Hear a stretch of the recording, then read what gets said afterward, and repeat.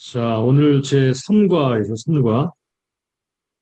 3과는 1장 1절에서 2장 1절까지 한 장을 관찰하고 해석하고 적용하는 시간을 갖도록 하겠습니다. 먼저 어, 단원 관찰을 해야 되겠죠? 단원 관찰.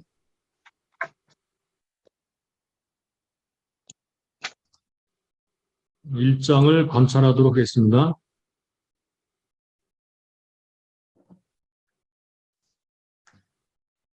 자, 먼저 하나님의 이름이 핵심 단어 중에 하나죠.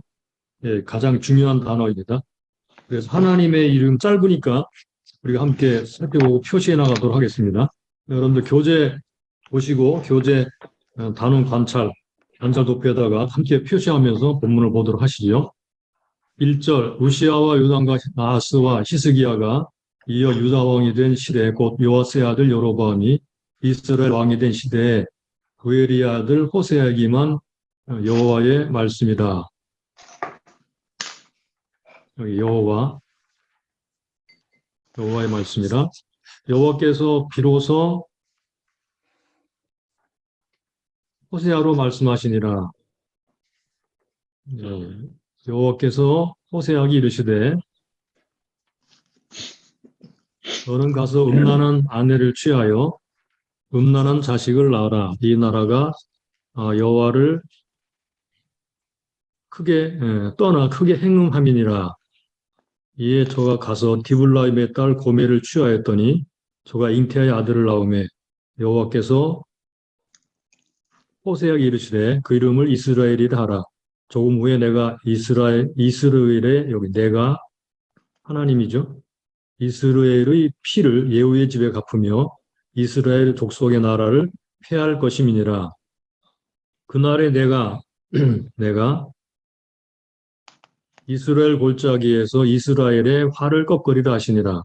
고멜이 또 잉태 아들을 딸을 낳음에 여호와께서 호세아에게 이르시되 그 이름을 로루 하마라 하라. 내가 하나님 말씀하십니다. 다시는 이스라엘 족속을 긍휼히 여겨서 사하지 않을 것임이니라. 그러나 내가 유다 족속을 긍휼히 여겨 하나님 여호와로 구원하겠고 활과 칼이나 전쟁이나 말과 마병으로 구원하지 아니하리라 하시니라.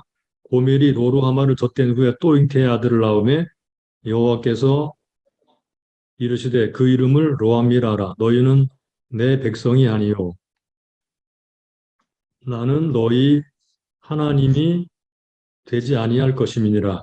그러나 이스라엘의 자손의 수가 바닷가의 모래같이 되어서 측량할 수도 없고 셀 수도 없을 것이며 전에 저에게 이르기를 너희는 내 백성이 아니라 한 그곳에서 저에게 이르기를 너희는 사신 하나님의 자녀라 할 것이라. 이에 유다 자손과 이스라엘 자손이 함께 모여 한 두목을 세우고 그 땅에서부터 올라오리니 이스라엘의 날이 클 것이미로다. 너희 형제는 암미라고 너희 자매에게는 루하마라 하라. 예, 1장은 하나님께서 호세아에게 하신 말씀, 명령들로 그리고 앞으로 이스라엘이 어떻게 될 것인가를 예언하는 말씀으로 차 있죠. 그 다음에 이제 호세아도 물론 핵심 단어 중에 하나입니다. 그러나 이제 시간상 다른 것들은 다 생략하고 하나님이 호세아에게 그 음란한 여인을 취해서 자식들을 낳으라 이렇게 말씀하신 뒤에 호세아가 고멜을 취해서 이제 자식들을 낳죠. 그래서 세 아들, 딸을 낳는데 그 세 아들, 딸의 이름을 표시해 보도록 하겠습니다. 먼저 아들, 첫째 아들 4절을 보실까요? 여호와께서 호세아에게 이르시되 그 이름을 보고 이스라엘이라 하라. 조금 후에 내가 이스라엘의 피를 예후의 집에 갚으며 이스라엘 족속의 나라를 폐할 것임이니라. 이스라엘. 자, 이스라엘이라는 말이 또 나옵니다. 이스라엘이라는 단어를 계속 표시합니다. 5절. 그날에 내가 이스라엘 골짜기에서 이스라엘의 팔을 꺾으리라. 자, 그 다음에 이제 이스라엘이라는 말이 쭉 밑으로 내려가면 11절에 나옵니다. 이에 유다 자손과 이스라엘 자손이 함께 모여 한 두목을 세우고 그 땅에서부터 올라오리니 이스라엘의 날이 클 것임이로다. 네, 이렇게 나오죠. 이게 첫째 이스라엘이라는 이름과 함께 관련된 하나님의 예언입니다. 그 다음에 두 번째 딸을 낳죠, 그죠? 자, 딸 이름이 뭐죠? 로루하마라는 이름입니다. 자, 또 6절을 보겠습니다. 그러면 고멜이 또 잉태하여 딸을 낳음에 여호와께서 호세에게 이르시되 그 이름을 여기 로루하마라 하라. 로루하마. 내가 다시는 이스라엘 족속을 긍휼히 여겨서 사지 않을 것임이니라. 로루하마라는 말은 루하마라는 말 앞에 로라고 하는 부정사가 합쳐져서 긍휼히 여기다라는 말이 긍휼히 여기지 않다라는 말로 바뀐 단어입니다. 이렇게 이름을 지으라 그랬죠. 자, 근데 로루하마가 바뀌어서 루하마가 됩니다. 자, 그래서 루하마도 같이 표시를 해보죠. 2장 1절 너희 형제는 암미라 하고 너희 자매에게는 루하마라 하라. 그래서 로자가 빠졌죠. 긍휼히 여긴다라는 말로 바뀌었습니다. 이제 세 번째, 셋째 아들을 또 낳죠, 그죠? 여기 로루아마라는 말이, 8절. 이건 그냥 넘어가죠. 긍휼히 여기여서 사지 않다, 긍휼히 여기 사지 않다라는 말, 우리가 그 개관할 때 좀 표시를 했을 거예요. 한번 참고로 보시기 바랍니다. 그 다음에 9절을 보시면, 여호와께서 이르시되 그 이름은 로함미라 하라라고 했죠, 로함미. 자, 로함미. 셋째 아들을 로함미 라라 너희는 내 백성이 아니요. 요 로함이라는 말이 암미라는 말, 내 백성이라는 말 앞에 로자가 붙어가지고 내 백성이 아니다라는 말이죠. 나는 너희 하나님이 되지 아니할 것임이니라 그랬습니다. 그래서 로함미라는 말이 나오는데 자, 끝에 다시 로자가 빠져서 암미라는 말로 바뀝니다. 2장 1절 너희 형제에게는 여기 암미라 하고 이렇게 너희 자매에게는 루하마라 하라. 그러면 잠깐 볼까요? 여러분들 관찰 도표를 보세요. 하나님이 그 호세아에게 음란한 여인을 취해서 자식들을 낳으라 그랬죠. 그리고 고멜을 취해서 자식을 낳았는데 첫째 아들을 이스라엘이라 이름을 붙이라고 해서 붙였는데 이스라엘이 이제 그 멸망을 당하게 될 것을 예언하시죠. 근데 나중에는 끝에 보면요. 11절 이에 유다 자손과 이스라엘 함께 모여 한 두목을 세우고 그 땅에서 올라오리니 이스라엘의 날이 클 것입니다. 회복될 이름이 또 이스라엘이에요. 나중에 해석할 때 이것이 무슨 의미인지를 한번 보겠습니다.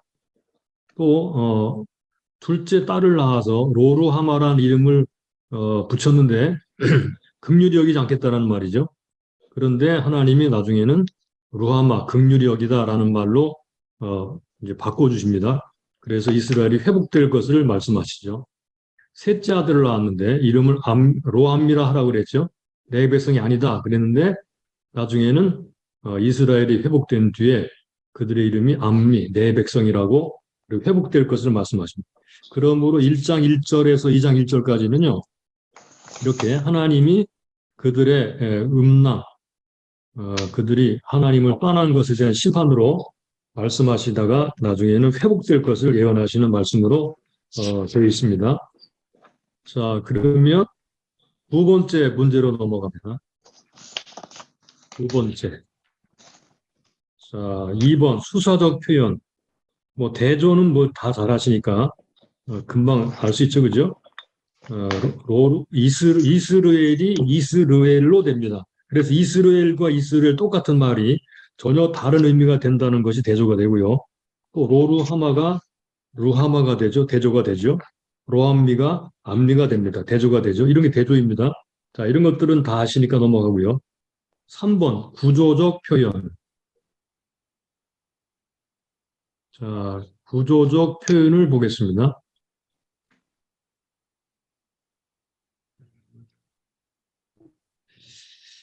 본문을 잘 보게 되면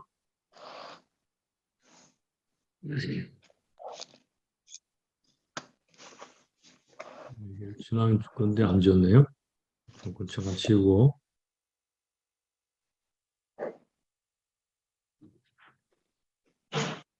이거 쓰지 말고 다른 거 써야 되겠네요.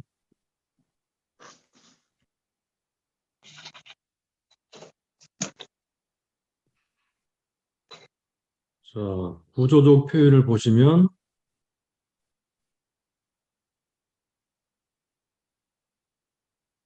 그러니까 일장의 그 구조의 틀이 어떤 건지를 보는 건데 우리가 이미 관찰할 때 금방 알 수 있죠, 그죠? 1절은 우리가 이미 보았듯이 역사적 배경입니다. 어떤 시대인가? 남왕국은 우시야, 요담, 아하스, 히스기야가 이어서 왕이 된 시대이죠. 그러나 북왕국은 요아스의 아들 여로보암이 왕이 되었던 시대, 이때가 바로 호세아가 예언했던 시대입니다. 그리고 2절부터 9절까지를 보면 요거는 주로 하나님의 심판을 말씀하죠. 하나님의 심판. 그리고 이 하나님의 심판에 사용된 새 이름. 자, 여러분들이 금방 기억하시죠? 첫째 아들 이스르엘. 흩어버리겠다라는 말이죠. 멸망시킬 것을 말씀합니다. 그 다음에 두 번째는 로루하마. 너희는 너의 긍휼을 베풀지 않겠다라는 말이죠. 세 번째는 로암미. 너희들은 내 백성이 아니다. 로암미. 이 하나님의 심판의 말씀이 세 아들, 두 아들과 딸 하나에 대해서 이렇게 상징적으로 말씀하시죠. 그 다음에 10절부터 2장 1절까지 여기에서는 하나님의 구원이 나타납니다. 그렇죠? 회복.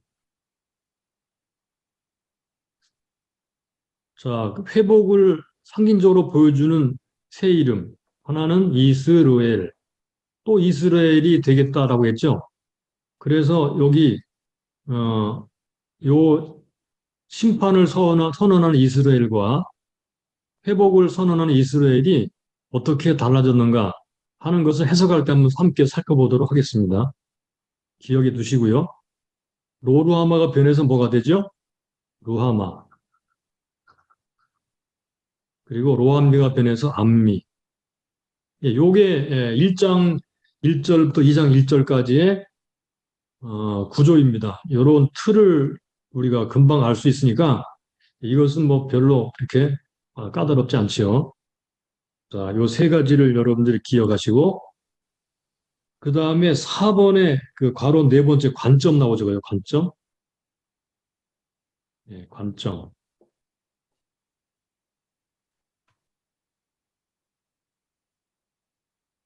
1장 1절부터 2장 1절까지의 이야기의 관점이 뭐냐? 우리가 이미 잘 알 수 있듯이 이스라엘의 심판과 구원입니다. 요거 1장 1절부터 2장 1절까지는요, 요것은 말하자면 이스라엘의 심판과 구원에 대한 서론적 말씀이에요, 서론. 요거를 저희가 염두에 두고 계속 본문을 살펴보도록 하겠습니다.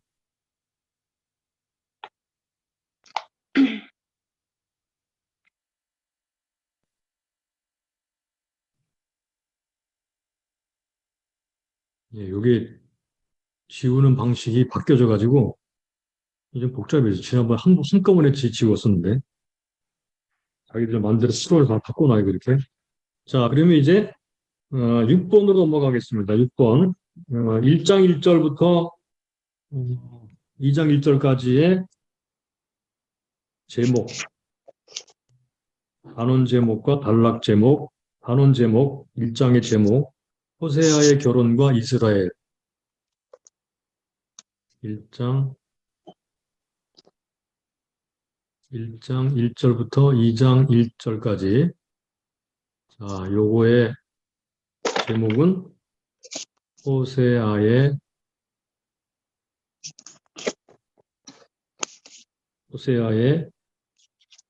결혼과 이스라엘. 이렇게 제목을 잡고요. 1장 1절부터 3절 상반절까지 이스라엘의 불성실, 예, 결혼 언약이 파괴된 것 같은 거죠. 불성실과 호세아의 결혼. 그리고 불성실이라는 말을 음행이라는 말로도 바꿔도 됩니다. 그리고 3절 하반절부터 9절까지 호세아의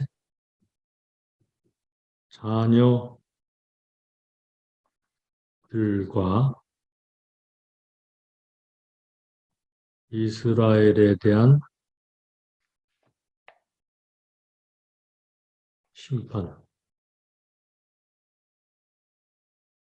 네, 그리고 10절부터 2장 1절까지 이스라엘의 회복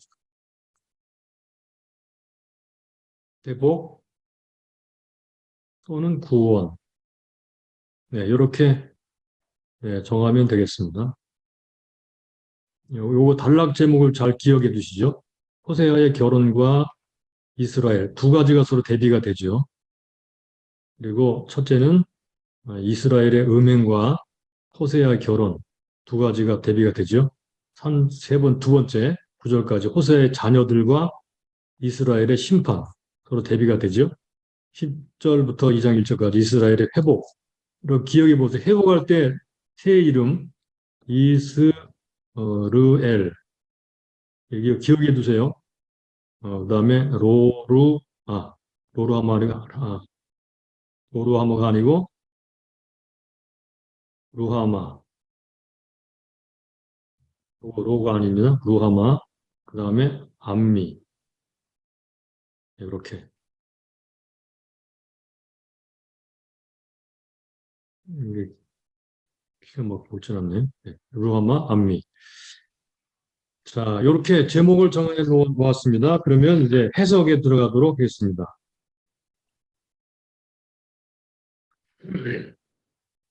7번을 볼까요? 그럼 1절, 1절을 주고 있는 바, 그 당대의 시대적 배경. 네, 이미 우리가 잘 알죠, 그죠? 네, 이건 뭐 이미 다 알고 있는 거니까 넘어가겠습니다. 우시야, 요담, 아하스 이렇게 이어지죠. 그리고 히스기야. 근데 히스기야 때 아수르로부터 심각한 침공이 있었는데 하나님이 놀라운 방법으로 구원을 하시죠. 그런데 같은 시대 때인 여로보암 때는 멸망으로 치닫게 됩니다. 완전히 여기 나오는 말씀처럼 유다는 구원하고 이스라엘은 멸망시키는 그런 일들이 벌어집니다. 그 다음 8번으로 넘어갑니다. 2절, 3절, 상반절. 이 단락을 연구합니다. 자, 첫 번째 가로. 여호와께서 비로소 호세아로 말씀하셨다라고 했죠. 호세아로 말씀하셨다. 2절 여호와께서 비로소 호세아로 말씀하셨다. 로라는 말이 수단을 가리키기보다는 그러니까 말하면 호세아에게 말씀하셨다라고 말하지 않고 호세아를 통로로 삼아서 말씀하셨다 그런 의미로 이해되는 그런 표현이에요. in, by, with, through라는 말이죠. 이것을 이제 그 심볼릭 액션 그러니까 호세아의 행동을 통해서 상징적으로 행동을 통해서 보여주는 거죠. 상징적 행동을 통해서 하나님 메시지를 보여주는 방식으로 하나님이 호세아를 통해서 말씀하십니다. 그래서 이제 호세아에게 결혼하라고 말씀하죠. 자, 괄호 두 번째. 그래서 이스라엘의 영적 상태를 하나님이 뭐라고 하셨나요? 자, 한번 볼까요? 뭐라고 하셨나요? 여호와께서 호세에게 이르시되 2절 너는 가서 음란한 아내를 취하여 여기 아내라는 말이 나오는데요. 이 개역 개정판에는 여자라는 말로 바뀌었어요. 여자가 맞습니다. 아내라는 말보다는 여자를 취하여라는 말이 더 맞습니다. 음란한 자식들을 낳으라 이 나라가 여호와를 떠나 크게 행음함이니라. 하나님이 이스라엘의 영적 상태를 뭐라고 말씀하셨습니까? 이 나라가 여호와를 떠나 크게 행음하였다. 요게 이스라엘의 영적 상태입니다. 여기 그 행음하다라는 말이 나오죠. 행음하다. 요 행음하다라는 말은 가늠하다라는 말도 되고요. 또는 음란하다라는 말도 됩니다. 그런데 특별히 여기 음란한 아내를 취하여라고 했을 때 음란한이라는 말은 그러니까 행음하다라는 동사보다 더 강한 행동화한 음란을 말한다고 그래요. 그래서 음란한 여인 그러면 어떤 여인을 말하는가 하면 음란한 행위를 직업으로 삼는 여성이라고 말합니다. 음란한 행위를 직업으로 삼는 여성.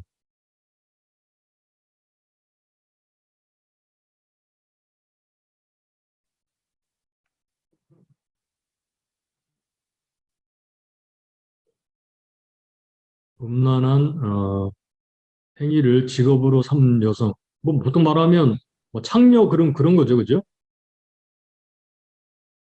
아,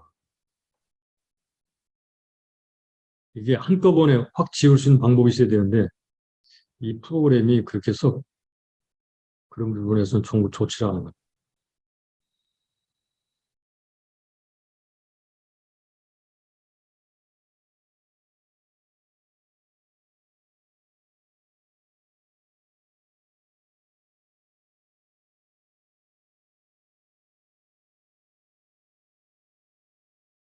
음란한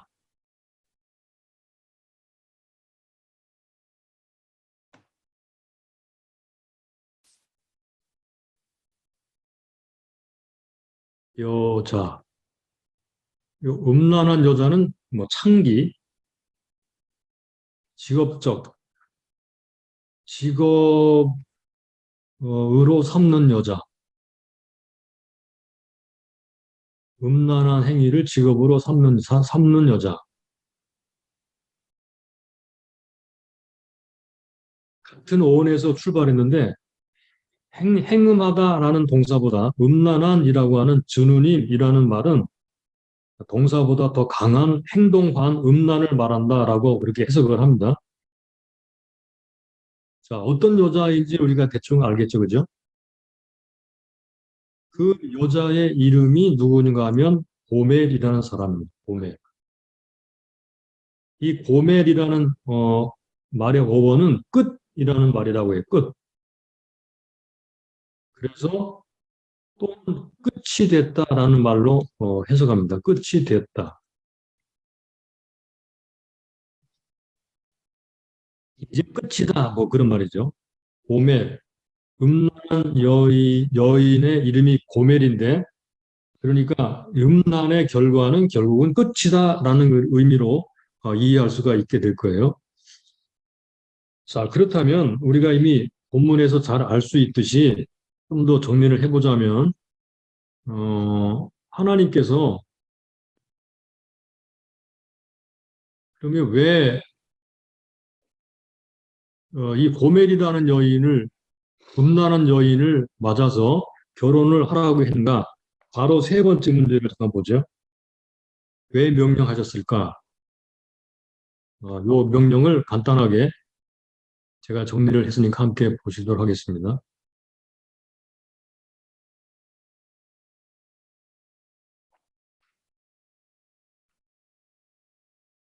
이러한 결혼을 명령한 이유, 이러한 결혼을 명령한 이유가 뭘까요? 세 가지로 정리를 해보자면요. 첫째는 이스라엘의 영적 상태를 상징적으로 보여주기 위해서, 이스라엘의 영적 상태를 상징적으로 보여주기 위해서, 본문은 호세아와의 결혼의 불성실한 면을 통해 여호와의 결혼의 불성실을 강조하기 위해서입니다. 그러니까 이스라엘과 여호와는 결혼 관계죠, 결혼 관계. 그래서 결혼 관계를 상징적으로 보여주는 그러한 차원에서 하나님이 호세아에게 음란한 여인과 결혼을 하도록 하셨습니다. 그러므로 호세아의 아내가 음란한 것처럼 여호와의 아내가 되는 이스라엘이 음란하다 그 말이죠. 그래서 두 결혼의 특징은 불성실, 성실하지 않은 것. 하나님 말씀하시죠. 이 나라가 여호와를 떠나 크게 행음함이니라라고 함으로써 이스라엘을 아내로 인격화하면서 이스라엘 여호와를 떠난 것을 강조하고 있습니다. 이게 첫 번째 명령하신 것. 두 번째, 하나님의 사랑의 메시지. 요거 사랑의 메시지를 선포하기 위해서입니다. 하나님의 사랑의 메시지를 선포하기 위해서. 그럼에도 불구하고 하나님이 그 음란한 아내를 사랑하신다고 하는 것을 보여주는 거죠. 이것을 잘 나타내는 장이 바로 3장입니다. 3장에 나타나죠. 3장. 호세아 3장. 호세아는 하나님의 사랑을 체험적으로 이해할 필요가 있고 뿐만 아니라 곁들여서 호세아는 하나님의 사랑을 체험적으로 이해함, 하나님의 사랑을 체험하는 그런 차원도 있습니다. 메신저로서 하나님의 마음을 경험하는 것, 이것이 필요하죠. 여기서 우리는 두 가지를 알 수 있는데, 첫째는 호세아가 하나님의 이 엄청난 명령, 진짜 힘든 명령이죠, 그죠? 여기에 순종한다는 것입니다. 순종. 하나님은 순종하는 사람들을 사용하십니다.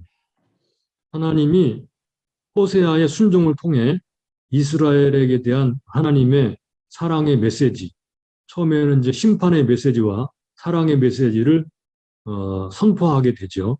여러분 순종하는 사람을 사용하십니다. 이거 우리는 참 이게 하기 어려운 그런 명령이죠, 그죠? 음란한 여인을 아내로 맞아라. 이게 쉬운 일이 아닌데 호세아는 여기에 순종합니다. 또 하나는 그렇게 함으로써 하나님의 마음을 경험하는 것입니다.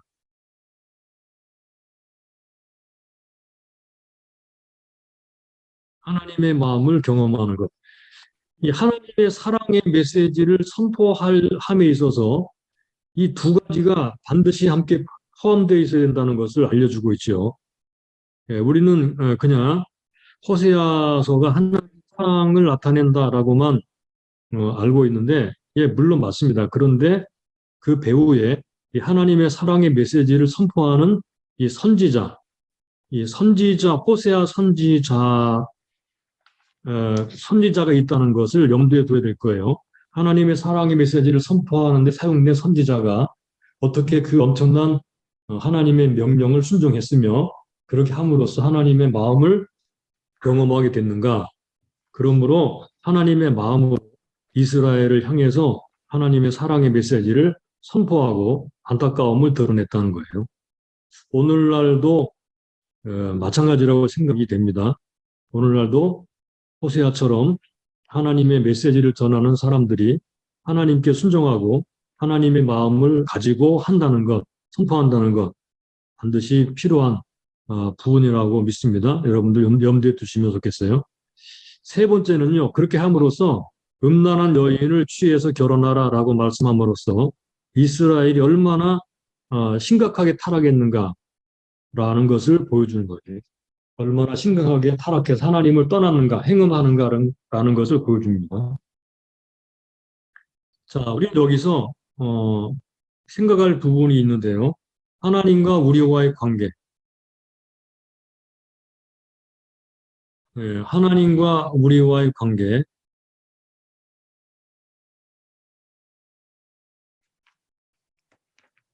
자, 이 하나님과의 관계는 거래 관계인가요? 거래 관계? 여러분 한번 생각해 보세요. 하나님과 우리와의 관계가 거래 관계인가? 아니죠, 그죠?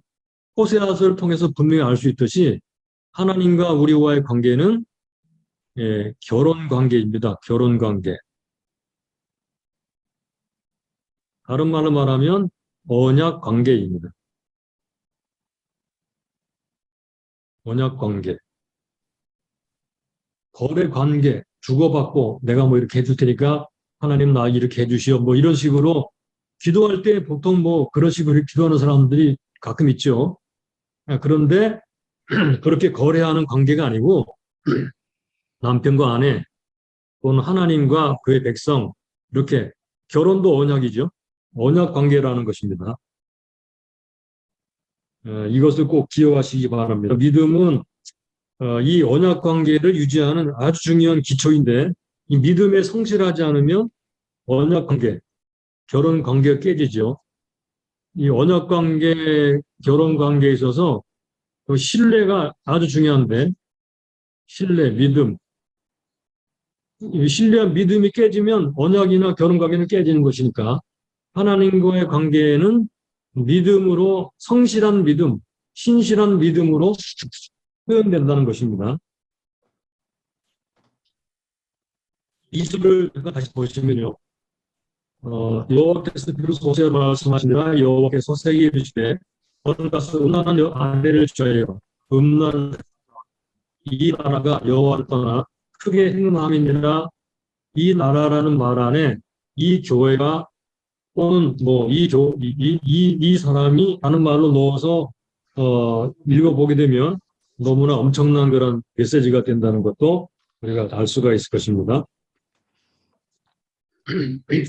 이와 같이 언약 관계 깨지고 이렇게 이제 깨지고 불성실이 되면 깨진 거죠, 그죠? 언약 관계 깨지는 거죠. 자, 이 결과로 뭐가 임하느냐? 하나님의 진노가 임합니다. 심판이 임합니다. 그래서 골로새서 3장 5절에서 6절까지를 보면요. 이렇게 말씀합니다. 그러므로 땅엔 지체를 주기라 곧 음란과 부정과 사욕과 악한 정욕과 탐심이니 탐심은 우상 숭배니라. 이것들로 말미암아 하나님의 진노가 임하느니라 그랬죠. 하나님의 진노가 임하느니라. 그러니까 음란, 부정, 사욕, 뭐 탐심 이와 같은 우상 숭배에 들어가게 되면 하나님의 진노, 언약 관계가 깨지면 신뢰와 믿음이 깨지게 되면 불성실하게 되면 하나님의 진노가 임한다라고 말씀하십니다. 네, 그러면 넘어가겠습니다. 9번으로 가볼까요? 우리가 이 본 단락을 보면서 하나 알게 되는 것이 있는데 하나님의 고통스러운 사랑이라고 표현될 수 있다는 거예요. 그러니까 이렇게 하나님을 떠나서 우상 숭배하고 결혼 관계가 깨지게 되면 하나님이 질투하시게 되고 하나님의 진노가 임하게 되는데 야고보 4장 4절 5절까지 보게 되면요. 이렇게 말씀합니다. 간음 많은 여자들이요. 세상과 벗이 된 것이 하나님의 온수임을 알지 못하느뇨. 그러니 누구든지 세상과 벗이 되고자 하는 자는 스스로 하나님과 온수가 되게 하는 것이니라. 너희가 하나님 우리 속에 거하게 하신 성령이 시기하기까지 사모한다 하신 말씀을 헛된 줄로 생각하느뇨. 네, 이렇게 말씀합니다.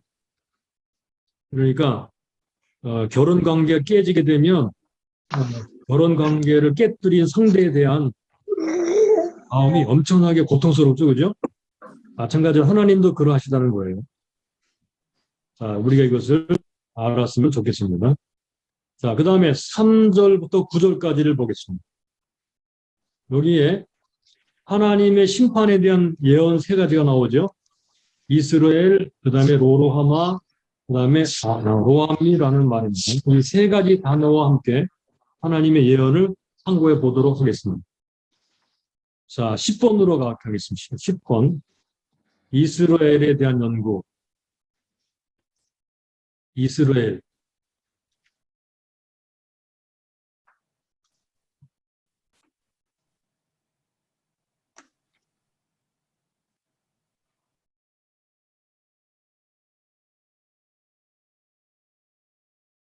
잠깐만요. 오늘 지우고요.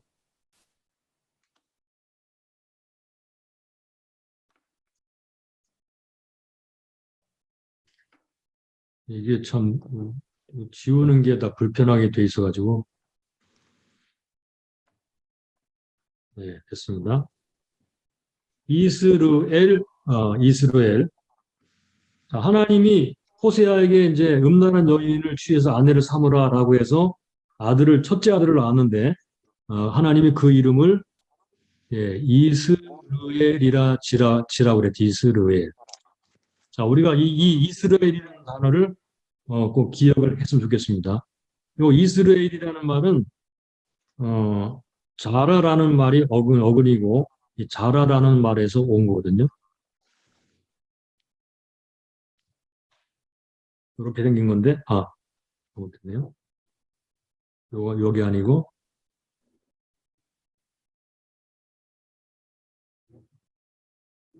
예,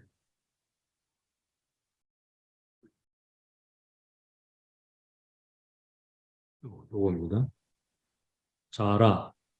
자, 요 말에서 온 말인데 이스라엘 자라라는 말이 두 가지 의미가 있어요. 하나는 또, 또 하나는 스캐터, 정반대되는 뜻이 있어요. 이렇게.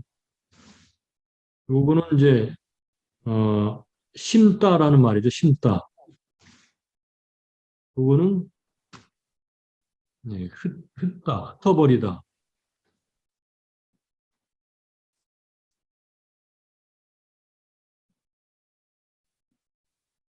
예, 요거는 흩어버리다.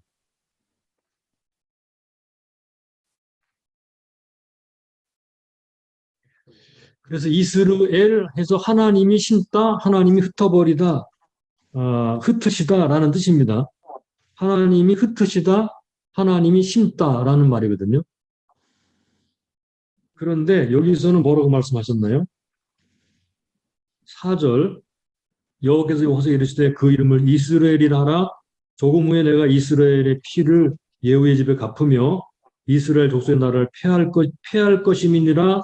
그날에 내가 이스라엘 골짜기에서 이스라엘의 활을 꺾으리라 그랬죠. 그러니까 여기 지금 그 5절, 4절부터 5절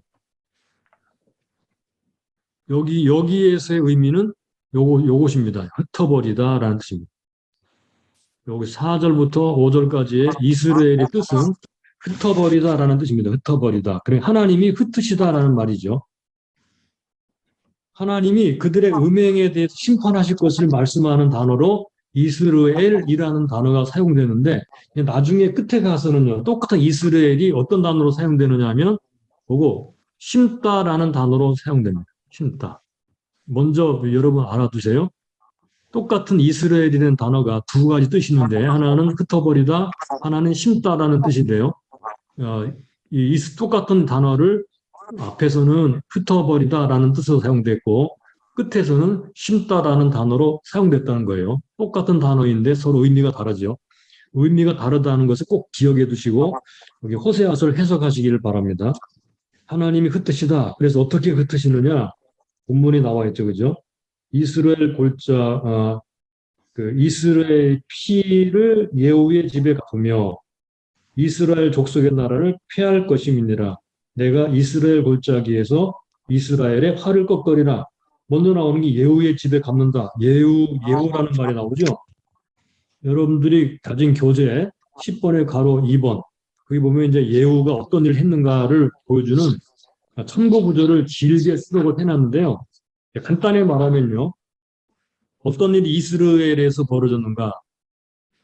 자, A본에서는 나봇이 이세벨에게 죽임을 당합니다. 그렇죠? 나봇.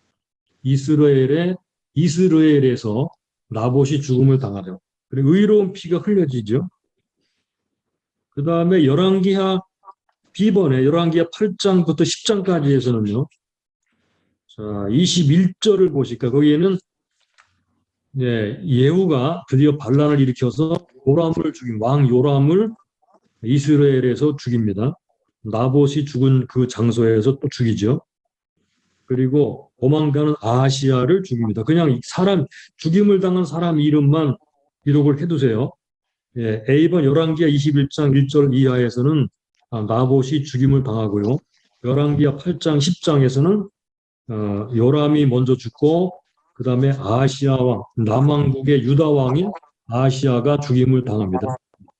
그리고 또 이세벨, 아합의 아내였던 이세벨이 죽임을 당합니다. 세 종류의 사람이 먼저 죽임을 당하고 그 다음에 10장 1절로 넘어가 보면 여기 나오죠. 여러분들 교재 10장 1절쯤에 보시면 아합의 아들 70명이 죽임을 당합니다. 아합의 아들 70인이 죽임을 당하고 그래서 여기 보니까요. 6절에 보니까 이렇게 나와요. 끝부분에 보세요. 너희 주의 아들 된 사람들의 머리를 취하고 내일 이맘때 이스라엘에 이르러 내게 나오라 하였더라. 왕자 70인이 성중에서 그 교육하는 존귀하다는 감기는 중에 편지가 이르매 저희가 왕자 70인을 잡아 몰수히 죽이고 그 머리를 광줄에 담아 이스라엘 예후에게로 보내니라. 이렇게 죽어요. 뿐만 아니라 11절 이후에 보게 되면 친척, 그러니까 이스라엘에 남아있는 왕과 친척된 사람들, 친구들, 소속된 사람들을 전부 죽입니다. 제사장들을 죽이죠. 또 뿐만 아니라 13절에 보면요. 유다 왕 아하시아 형제들을 만나 40명을 죽입니다.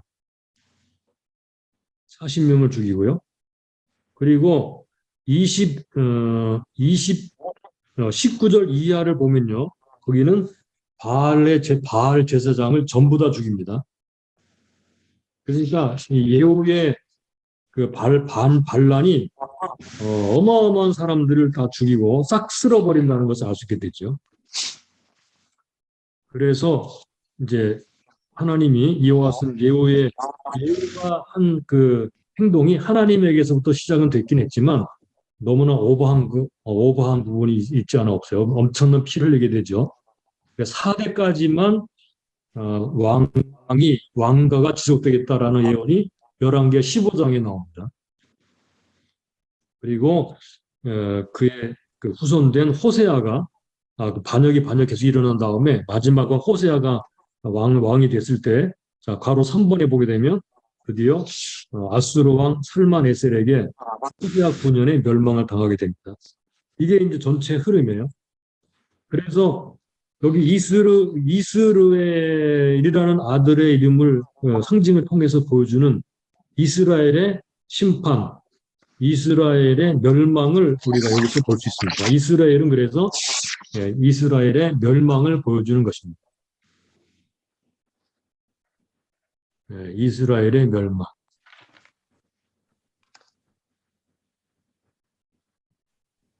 여기 나오는 이스라엘, 앞부분에 나오는 이스라엘은 이스라엘의 멸망을 말한다. 그렇게 알고 있으면 되겠습니다.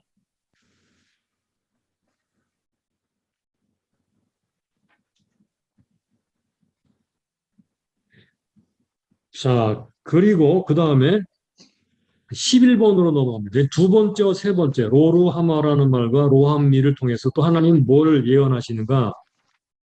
자, 괄호 1번, 로루하마와 로함미는 호세아의 친자식이었을까? 이건 굉장히 짓궂은 질문이기도 한 것 같은데요. 여기 보니까 뭐라고 되어 있어요? 2절에 보니까 음란한 여자를 취하여 음란한 자식들을 낳으라 그랬어요. 음란한 자식들이라는 말이 나오거든요. 이 음란한 자식들 이름이 이스라엘, 로루하마, 로함미라는 이름들이에요. 사실은 누구 아들인지 딸인지 모르죠. 그죠? 확실하게 알 수가 없어요. 그런데 이 이스라엘, 로루하마, 로함미라는 이름의 자식들을 음란한 자식들이라고 했다는 거예요.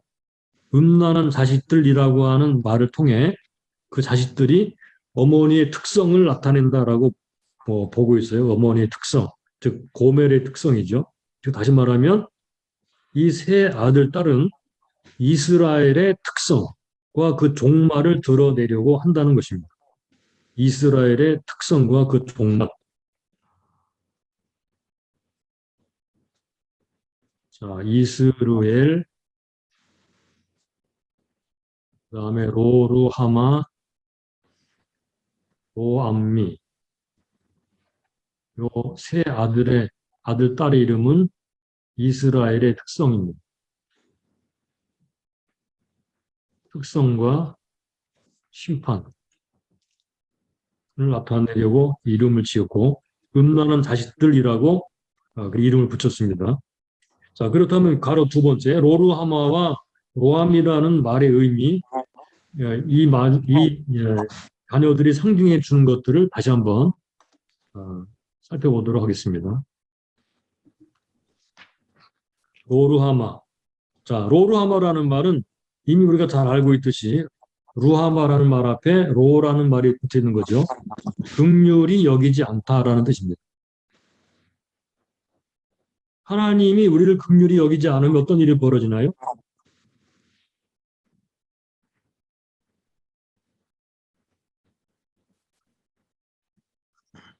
로루하마.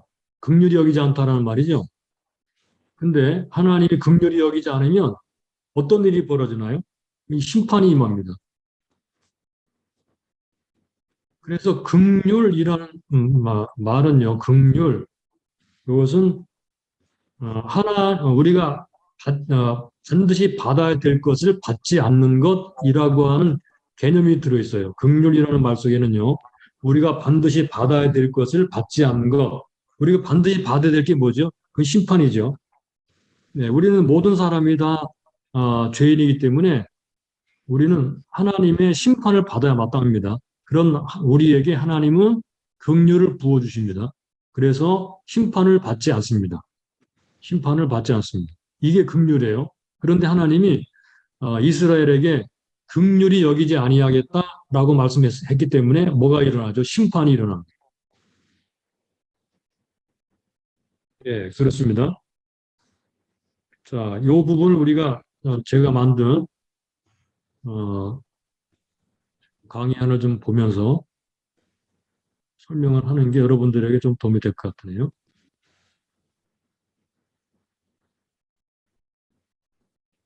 잠깐만. 제가 만든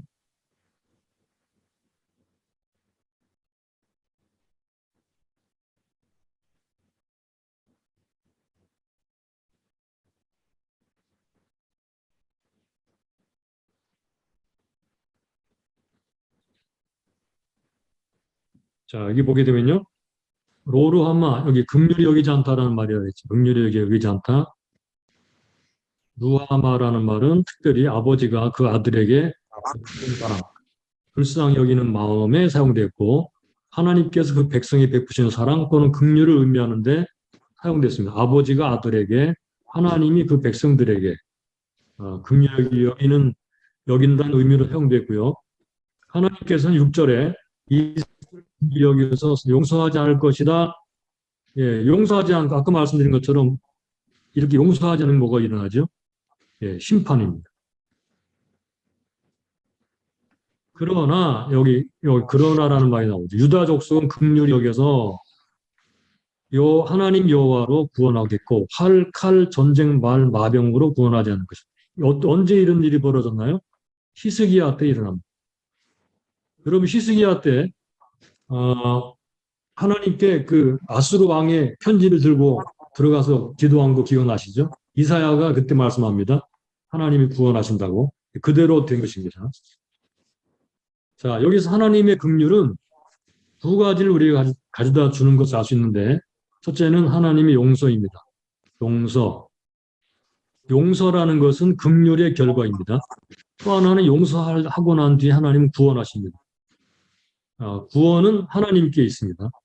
그러므로 노루하마는 긍휼을 거두실 것을 말씀함으로써 용서와 구원이 없게 된다. 없게 된다라는 것을 말하죠.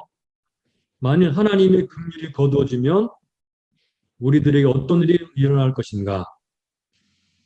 어떤 일이 벌어지나요? 심판이 오지. 심판과 하나님의 진노가 임하죠. 진노와 심판. 그러므로 십자가는 하나님의 긍휼이죠. 하나님의 사랑이고 은혜입니다.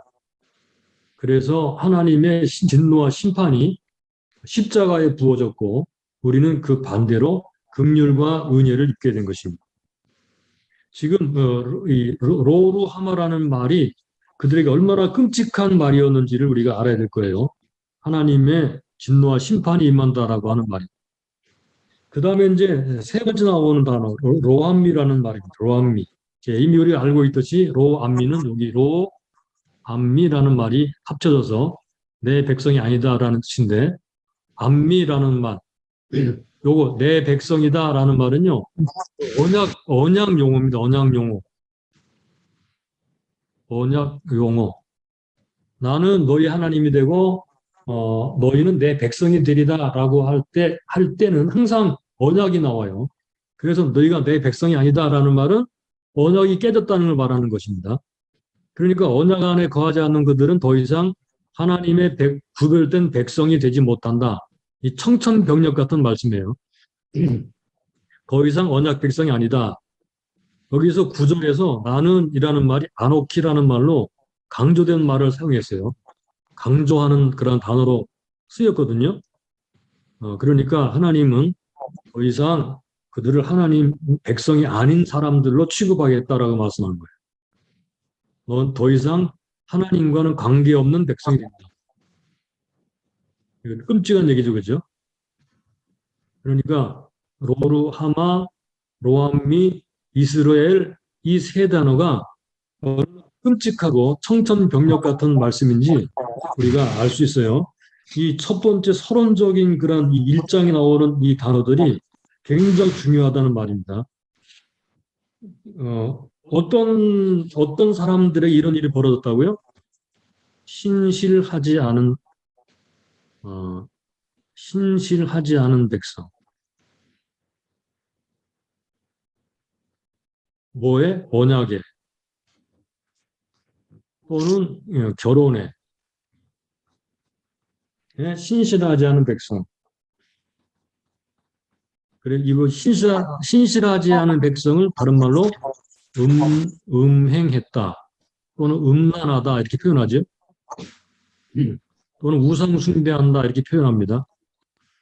예, 이런 것들이 일어나게 되면요 언약이 깨지는 거예요. 그래서 이제 나중에 하나님이 새 언약을 맺게 되시죠. 예, 이 세 단어를 우리가 기억하면 좋겠어요.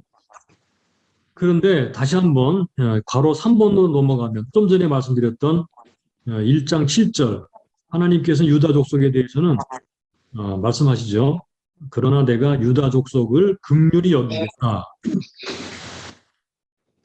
이스라엘은 긍휼히 여기지 않고 유다는 긍휼히 여기겠다. 이 말이 성취되었는데 이스라엘이 멸망당한 직후인 BC 701년에 유다왕 히스기야 때 이루어졌죠. 여러분들이 그 밑에 있는 열왕기하 19장 14절로 37절 말씀을 나중에 읽어보시기 바랍니다. 여호와의 말 열심히 일을 이루시리라. 그래서 구원을 받게 됩니다. 그 다음에 12번으로 넘어갈까요? 이제 마지막 단락입니다. 10절부터 2장 1절까지. 드디어 이스라엘 로루하마 로암미가 바뀌어서 이스라엘 로하마 로암미가 되죠.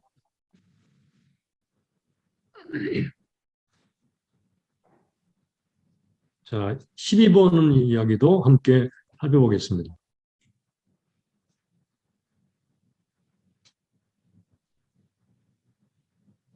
1장 1절부터 2장 1절까지는 이 세 단어만 기억하시면 다 파악이 됩니다. 아주 쉽죠, 그죠? 쉬우면서도 굉장히 깊이가 있고 우리 마음에 충격을 주는 그런 장면들이 나타나요. 하나님의 마음이 어떤 것인가? 우리가 죄를 지었을 때 어떤 마음으로 하나님 우리를 보시는가? 우리가 어떤 생각을 가지고 회개해야 되는가를 알 수 있게 해주는 그런 장면이 이 세 단어 안에 들어있어요. 이제 드디어 로암미가 암미가 되죠. 제일 먼저 등장하는 단어가 그 이스라엘입니다. 먼저 이스라엘부터 보죠. 11절. 이에 유다 자손 10절부터 보겠습니다. 그러나 이스라엘 자손의 수가 바닷가의 모래같이 되어서 측량할 수도 없고 셀 수도 없을 것이며 저희에게 이르기를 너희는 내 백성이 아니란 그곳에서 너희에게 이르기를 너희는 사신 하나님의 자녀라 할 것이라. 이에 유다 자손과 이스라엘 자손이 함께 모여 한 두목을 세우고 그 땅에서부터 올라오리니 이스라엘의 날이 클 것이미로다. 2장 1절 너희 형제에게는 암미라하고 너희 자매에게는 로하마라 하라. 자, 첫 번째 여기 10절에 너희가 내 백성이 아니라 한 그곳에서 저에게 이르기를 너희는 사신 하나님의 자녀라. 여기 사신다는 말은 살아계신이라는 말입니다. 살아계신 하나님의 자녀라는 말은 아들들이라는 하나님의 아들들이 될 것이다. 자, 여기 보시면요. 암미라는 말이 어떻게 바뀌어지나요? 로암미라는 말이 암미로 바꿔지죠. 암미가 나의 백성이라는 뜻인데 다시 하나님 백성이 될 것입니다. 어떻게 되죠? 그 수는 바닷가의 모래같이 되고, 자, 이건 뭘 상기시켜 주나요? 아브라함의 언약을 상기시켜 주죠. 바닷가의 모래. 아브라함의 언약이 성취된다는 것입니다. 언약의 회복은 누가 하신 건가? 하나님이 하신 거죠. 누구를 통해? 한 두목을 통해. 여기 나오죠. 한 두목. 예, 한 두목을 세우고 11절 유다 자손과 이스라엘 자손이 함께 모여 한 두목을 세우고 한 두목을 통해 이루어질 것인데 한 두목이 누군가요? 예, 우리가 잘 알고 있듯이 예수 그리스도, 예수님입니다. 드디어 이스라엘, 하나님의 백성이 되는데 여기 암미 나의 백성, 로암미가 내 백성이 아니라 한 그곳에서 로암미라 한 그곳에서 10절 보세요. 저에게 이르기를 너희는 살아계신 하나님의 아들들이 될 것이다. 그리고 2장 1절에 가서는요. 너희 형제에게는 암미라 하고 라고 말을 했어요. 또 암미 하나님의 백성 이렇게 두 개의 단어가 사용되었어요. 여기 암미가 됐고요. 하나님의 아들들이라고 했어요. 이 자녀들 백성이라는 말을 같이 사용했다는 거예요. 이것은 상당히 우리가 좀 상기시켜 보아야 할 그런 단어죠. 단순한 왕과 백성 사이가 아니라 아버지와 자녀들, 남편과 아내의 관계, 아버지와 아들들의 관계, 왕과 백성들의 관계, 세 관계가 다 나온다는 거예요. 그러니까 하나님이 나의 백성이 됐다 이렇게 말씀함으로써 왕과 백성, 하나님의 아들들이 될 것이다 라고 말씀함으로써 아버지와 자녀들 그리고 우리가 여기서 보고 있듯이 남편과 아내 이런 관계들이 전부 다 관계를 말하죠. 그죠? 관계. 여기도 남편과 아내가 처음 등장했죠. 남편과 아내 이게 다 관계. 그러므로 하나님과 우리와의 관계가 어떤 관계인가를 꼭 기억을 해둬야 될 거예요. 하나님과 우리와의 관계는 단순하게 거래하는 관계가 아닙니다. 이방 종교들처럼 뭔가 신에게 열심히 빌거나 이렇게 바치거나 뭔가 행위를 하게 되면 그 신이 우리에게 뭔가를 내려주고 이런 식으로 하는 뭐 미신이라든가 다른 종교의 그런 거래 관계가 아니고 성경에 나오는 하나님과 우리와의 관계는 우리는 하나님의 자녀들이고 하나님 우리의 아버지고 하나님 우리의 왕이시고 우리는 하나님의 백성이고 하나님 우리 남편이시고 우리는 하나님의 아내가 되는 그런 관계.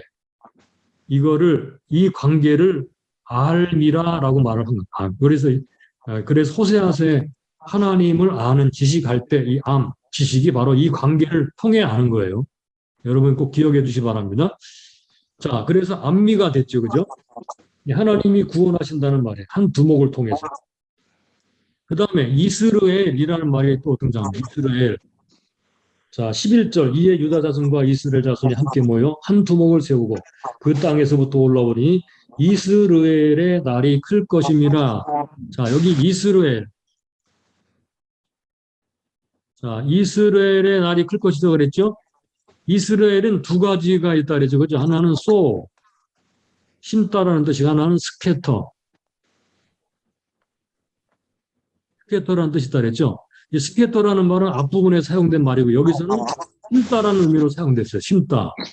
흩어버린다는 저주의 이름이 바뀌어서 이제는 이 땅에 심고 긍휼히 여기리라 이렇게 말씀했어요.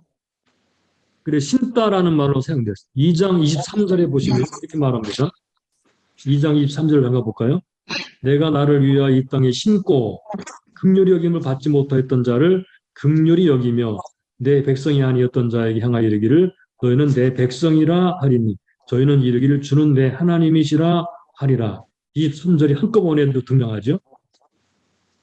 네, 그렇습니다. 심고라는 뜻입니다. 심다라는 뜻입니다. 심다. 흩어버린다는 말은 4절, 5절에 사용된 것이고 여기 11절에서 나오는 이스라엘은 하나님이 심으신다라는 뜻입니다. 하나님이 심으신다. 1장 11절에도 그 땅에서도 올라온다는 표현을 쓰고 있는데 이 올라온다라는 말은 싹트다, 자라서 올라오다라는 의미로 쓰입니다. 그러니까 하나님이 축복하시는 새로운 시대, 수많은 백성들이 일어날 것을 예고하는 거 하고 계신 거죠. 이스라엘은 하나님이 심으시다라는 뜻으로서 이제 하나님이 새롭게 은혜를 베푸시는 상징적 이름이 될 것이다. 옛날에는 똑같은 이스라엘이 하나님이 심판하신 이름으로 사용했는데 이제는 이스라엘이 하나님이 심으시고 일으키실 것을 말하는 이름으로 바뀔 것이다. 저주가 변하여 복이 될 것이다. 뭐 때문에? 하나님의 긍휼 때문에. 그들이 잘해서가 아니죠. 그래서 하나님의 긍휼 때문에입니다. 예, 긍휼이 우리를 세우십니다. 우리의 공로가 우리를 세우는 것이 아니고 하나님의 긍휼이 우리를 세우신다는 것입니다. 그러니까 우리가 기도할 때마다 하나님 나를 긍휼히 여겨 주시옵소서라고 기도하는 것이 그런 면에서 중요한 기도라고 생각이 됩니다. 그 다음에 세 번째 마지막 이름 바뀌죠. 루하마가 됩니다. 긍휼을 얻지 못했던 백성들이 다시 하나님께 긍휼을 얻게 될 것입니다. 긍휼 때문에 세워지게 되지요. 다시 하나님의 언약 백성이 되고 큰 무리로 회복될 것입니다. 위대한 우두머리를 얻게 될 것이며 그것은 하나님의 긍휼 때문입니다. 하나님의 언약 백성이 언제 일어나나요? 바로 새 언약을 통해서 일어납니다. 이 새 언약의 십자가는 바로 하나님의 긍휼입니다. 이것은 긍휼이고 하나님의 헤세드입니다. 하나님의 진노가 십자가에 부어졌고 하나님의 긍휼이 바로 우리에게 부어졌습니다. 이 새 언약 시대를 내다보고 있다는 것입니다. 이 새 언약 시대의 은혜를 받은 사람들이 누구입니까? 바로 우리입니다. 우리. 자, 오늘 함께 공부를 참석하는 우리 모두가 이 마지막 한마디를 꼭 기억을 했으면 좋겠어요. 어떤 말인가요? 우리는 오멜과 같은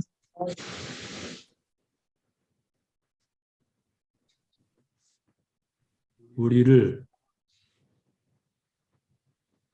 그의 아들을 값으로 지불하고 다시 사셨습니다.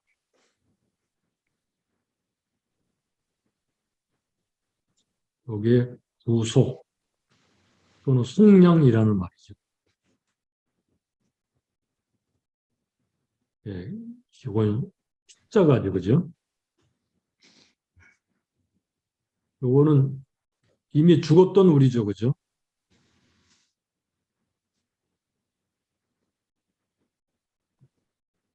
언약을 파기하고 죄인이었던 사람들이었습니다.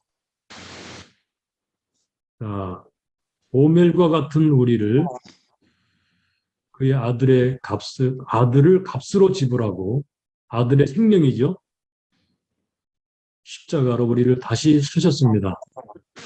요게 호세아 1장 1절부터 2장 1절까지의 적용되는 메시지예요. 우리가 이 하나님의 은혜를 잊지 말고 다시는 오멜과 같은 자리로 떠나가거나 돌아가지 않도록 해야 될 것입니다. 그러면 하나님의 긍휼이 계속 우리 안에 머물게 될 줄로 믿습니다.